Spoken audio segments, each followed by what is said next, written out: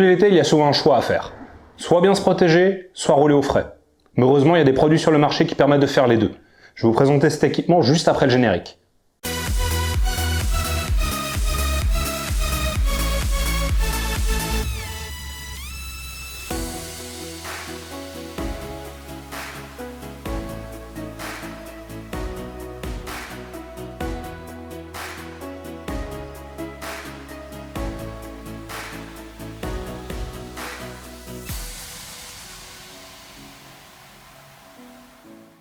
Avant de vous parler de cet équipement, dites-moi en commentaire quelle est votre stratégie pour l'été. Est-ce que vous avez un équipement particulier ou est-ce qu'il y a certaines pièces d'équipement que vous ne mettez pas? Moi j'avoue, en été pour les petits trajets, je peux mettre un pantalon normal et des chaussures de ville. Par contre pour les longs trajets, je roule pas du tout. Mais ça, c'était avant de découvrir cet équipement, le Leat Flow Tour 7.5.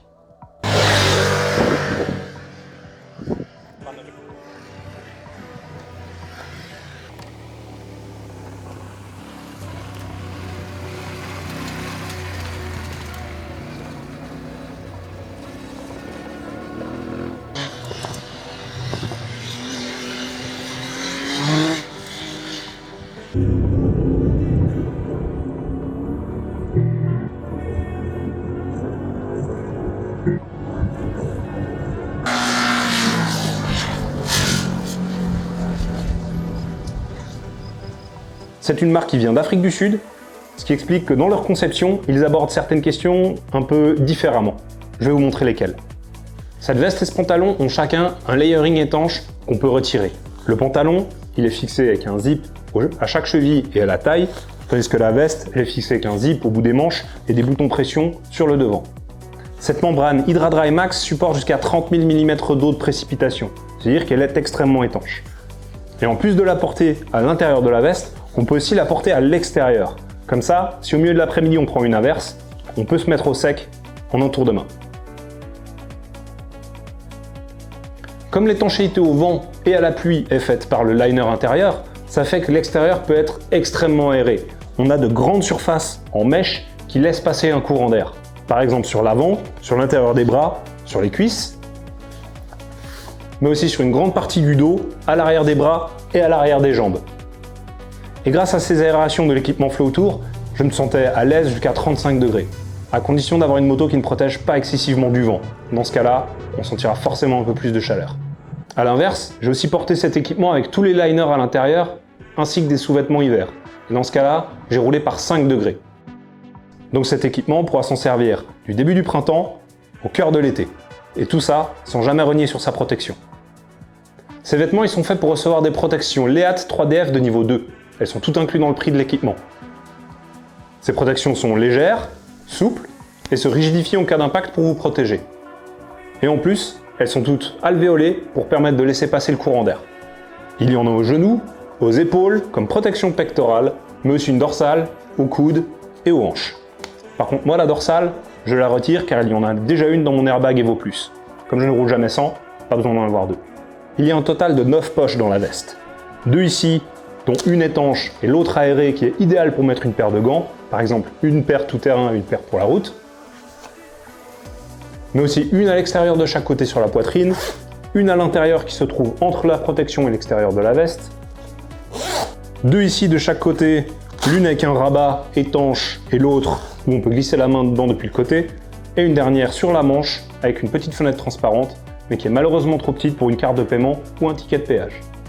Dans le pantalon, il y en a 2 de chaque côté, une cavalier au niveau de la taille et une cargo sur la cuisse avec un rabat. Souvent quand il fait chaud, la première zone qu'on ouvre, c'est le col. Et regardez la veste Flow Tour 7.5, elle n'a pas de col du tout. Ce qui fait que lorsqu'il fait chaud, on n'a rien qui vient en contact de notre cou. En revanche, lorsqu'il pleut, on va passer notre liner soit à l'intérieur, soit à l'extérieur, et lui, il est équipé d'un col pour bien rester au sec. Pour se sentir à l'aise, il y a de nombreux réglages possibles. Des boutons pression sur les biceps, une lanière sur l'avant-bras, velcro sur le poignet, un autre ajustement pour la ceinture, un autre pour la taille, et enfin, un dernier derrière la jambe. Sans oublier que Leat commercialise également des bottes enduro qui restent compatibles avec cet équipement grâce à de très larges ouvertures en bas des pantalons qui permettent de passer autour de la botte facilement. À l'arrière de la veste, il y a une poche qui est prévue pour accueillir un camel pack. Et l'avantage, c'est qu'il y a des sangles cachées à l'intérieur qui vont reporter le poids de ce litre et demi d'eau sur vos épaules plutôt que sur l'arrière de la veste. Et ensuite, il n'y aura plus qu'à passer le tube à l'intérieur pour venir le fixer ici. Leatt a également pensé à un autre de leurs produits, le neck brace. C'est pour ça que sur la veste, il y a des straps élastiques sur les épaules qui permettent de le maintenir. Ça vous évitera de porter les sangles qui passent normalement sous les aisselles. Par contre, avec un airbag, jamais de neck brace. Pour maintenir le pantalon, Leatt a intégré de larges bretelles élastiques, mais qui sont amovibles. Il y a un crochet à l'avant et un zip à l'arrière pour pouvoir s'en débarrasser facilement.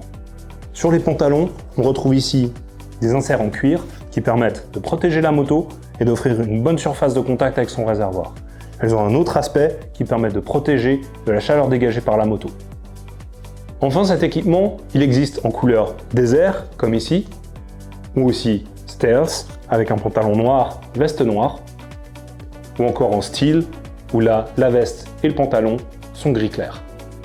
En Suisse, la marque Leatt est représentée par l'entreprise Hochstetler, et il commercialise ses équipements pour 529 francs 90 la veste, peu importe sa couleur, et 329 francs 90 le pantalon noir. Le pantalon gris, lui, il est affiché à 429 francs 90. Comme je vous l'ai expliqué, cet équipement, je l'ai porté de 5 à 35 degrés. Et avec tous les éléments dont je vous ai parlé précédemment, ce sont autant d'arguments en faveur de cet équipement. Oui, le tarif est relativement élevé, mais les équipements qui permettent de faire autant de choses avec sont rares. Moi, je m'en suis servi à la fois sur la route et en tout terrain, où j'étais à chaque fois très à l'aise de mes mouvements, pas du tout encombré par les équipements, et toujours protégé d'une façon optimale.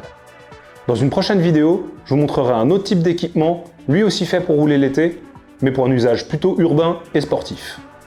En attendant, je vous invite à vous abonner à cette chaîne et à cliquer sur le pouce bleu si vous avez aimé cette vidéo. Souvenez-vous, vous pouvez vous rendre à tout moment sur notre site internet dont le lien est en description. Et vous trouverez gratuitement les essais écrits de ces équipements, mais aussi toutes les motos que nous avons essayées jusqu'à présent. A bientôt sur la chaîne acidemoto.ch pour un prochain reportage.